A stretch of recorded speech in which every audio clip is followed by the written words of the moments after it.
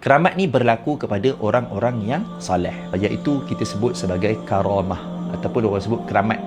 Keramat ataupun karamah. Karamah ataupun keramat ni berlaku kepada orang-orang yang soleh, orang-orang yang baik.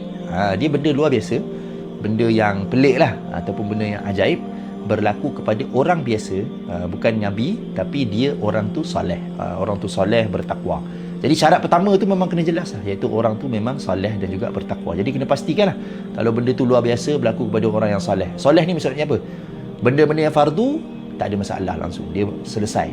Solat 5 waktu dia buat, zakat dia bayar, haji dia tak tinggal, lepas tu dia menutup aurat, dia menjaga tutur kata dia tak buat benda-benda yang haram, makan benda-benda yang haram ke, ataupun mulut dia tu tak bercakap benda-benda yang haram ke, hubungan dia tidak buat hubungan-hubungan yang haram. Jadi ini orang yang soleh lah.